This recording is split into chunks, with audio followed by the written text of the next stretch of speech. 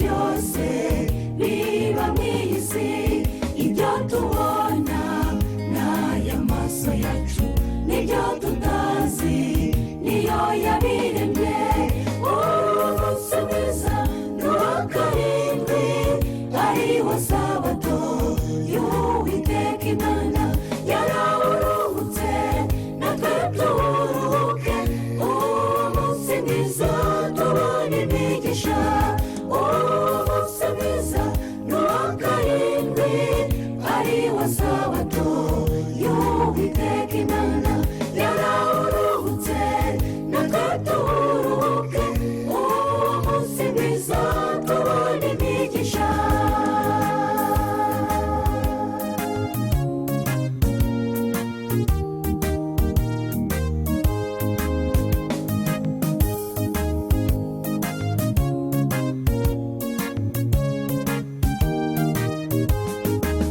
Tujya twibwira ko mu minsi yose uwo twashaka twawuruhuka, tuba twibeshya nta wundi munsi wo kuruhuka ni sabato gusa.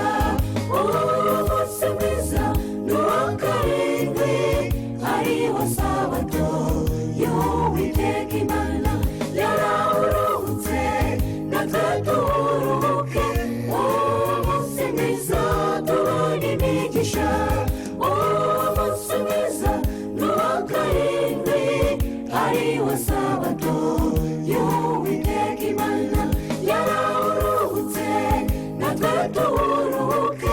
Umunsi mwiza tubona imigisha, umunsi mwiza n'uwa karindwi ariwo sabato y'Uwiteka Imana, yarawuruhutse natwe turuhuke.